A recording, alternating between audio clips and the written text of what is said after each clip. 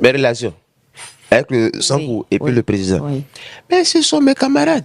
Ce sont mes amis. J'ai défendu, je vais dire, une cause qui est noble. Parce que ces deux personnalités grandissime de ce pays ont une vision panafricaine, africaine, et ça va permettre à d'autres pays aussi de suivre et d'emboîter le pas. Est-ce que vous êtes là pour eux? Vous êtes au Sénégal pour eux? Toi, tu es têtu, hein?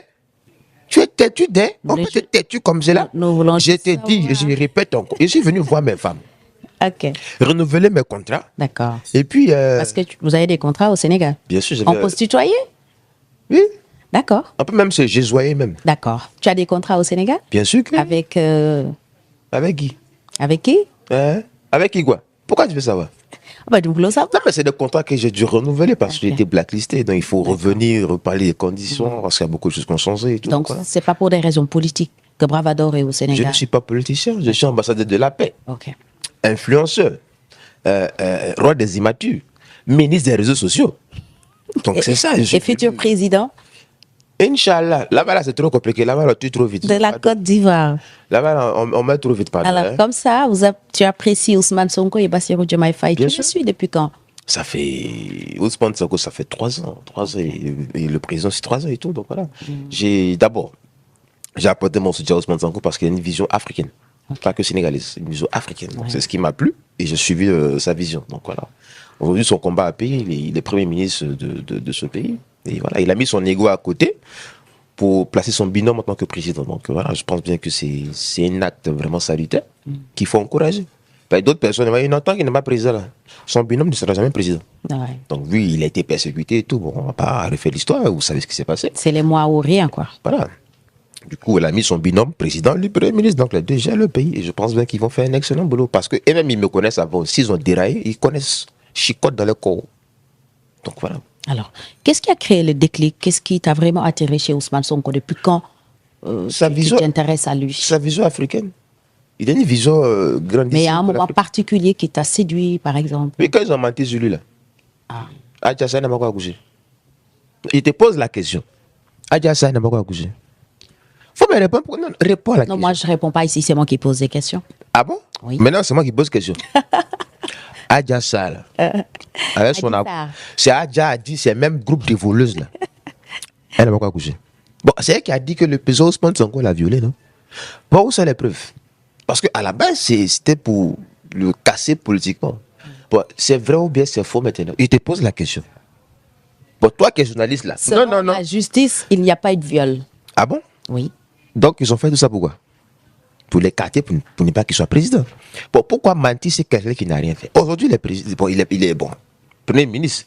Bon, on va régler le compte maintenant. C'est maintenant qu'on va faire la justice là. Donc, c'est depuis l'affaire Adji Sarr que Bravador s'intéresse à Ousmane Sonko. Oui, c'est à partir de Parce que tu étais convaincu depuis le début qu'il était innocent. Bien sûr que oui, c'était une mascarade bien orchestrée, bien organisée. Il faut être fou pour ne pas comprendre. Parce que l'affaire ne tenait pas, quoi, à tes yeux. Il n'y a pas de preuves tangibles. Il n'y avait rien de concret dans le dossier. C'était juste des manipulations, des juges corrompus.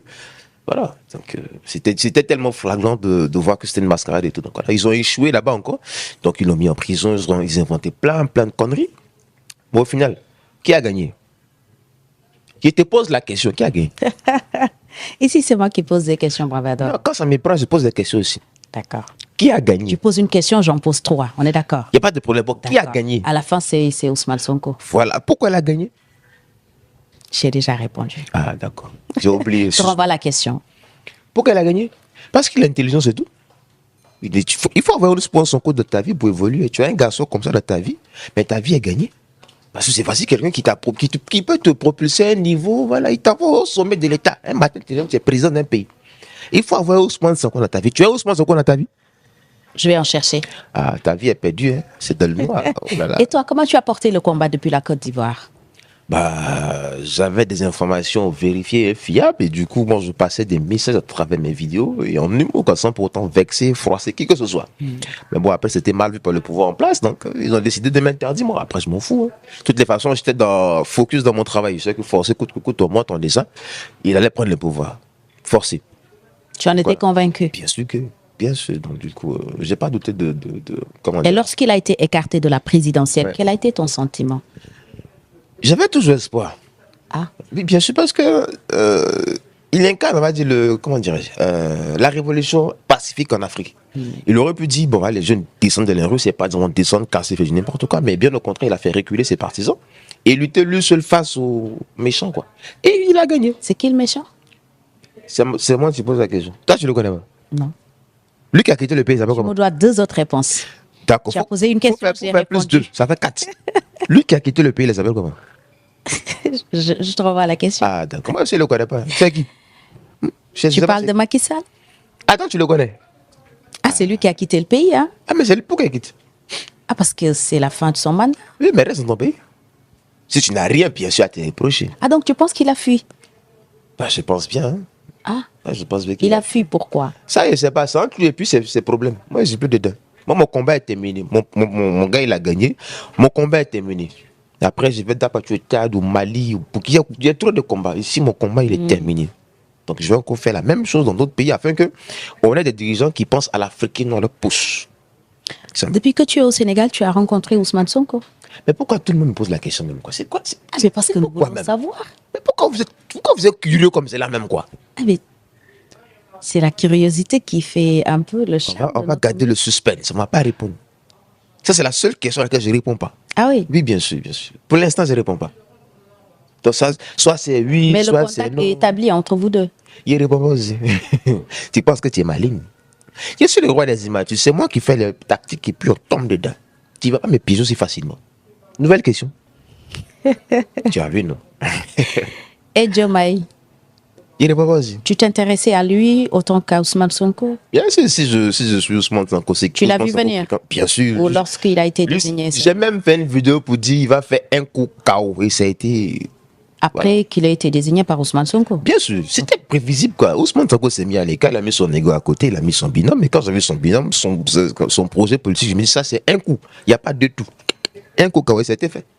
C'est tellement simple. En fait, il faut être dans la logique, il faut comprendre la vision poussée de ce politicien en fait. Il a une vision très poussée. Et quand j'ai vu ça, j'ai dit Amadouba va rien faire. Bien au contraire, mais il sera encore derrière. C'est un coup KO. Alors, et ça a été fait. Selon Bravador, qu'est-ce que l'Afrique peut attendre de ces deux-là? Beaucoup de choses, beaucoup de changements. Beaucoup de changements. Déjà, il faut déjà penser à la jeunesse, chose qui est en train d'être faite et tout. Mais je pense bien que cette politique-là va encourager d'autres politiciens à revoir les calendriers. Parce qu'avoir des jeunes au pouvoir de nos jours, surtout en Afrique, c'est très rare. Mais je pense bien que ça va impacter sur beaucoup de pays africains. Ça, c'est sûr. Comment, je ne sais pas. Mais ça va impacter en tout cas. Donc voilà. Et toi, personnellement, tes attentes? Qu'il s'occupe de la jeunesse déjà. Il faut déjà mettre des systèmes en place afin que nos jeunes frères arrêtent de partir mourir en mer, croyant que l'Europe c'est l'Eldorado. C'est faux, c'est archi faux. Donc ça, c'est quelque chose de très important. Donner du travail aux jeunes, créer des activités et que les vieux qui sont au pouvoir là, qu'ils arrêtent de cumuler les postes. Voilà, tu peux être ministre, ok. Toi, si tu es député, tu es maire, tu sais quoi. Tu veux voler comment? Il faut donner la chance aux jeunes de travailler aussi. Quoi. Parce que c'est déplorable de voir des jeunes Africains qui partent mourir, mais croyant qu'aller en Europe, c'est un paradis, c'est archi faux. Moi, je ne suis pas là en Europe pour devenir bravado. Je m'en sors très bien dans mon continent africain que j'adore, bien sûr. Si tu me vois en Europe, c'est juste des vacances. Après, je rentre chez moi. Je vis très bien chez moi, pas besoin d'aller me coltiner, je sais pas, des bateaux pourris là-bas.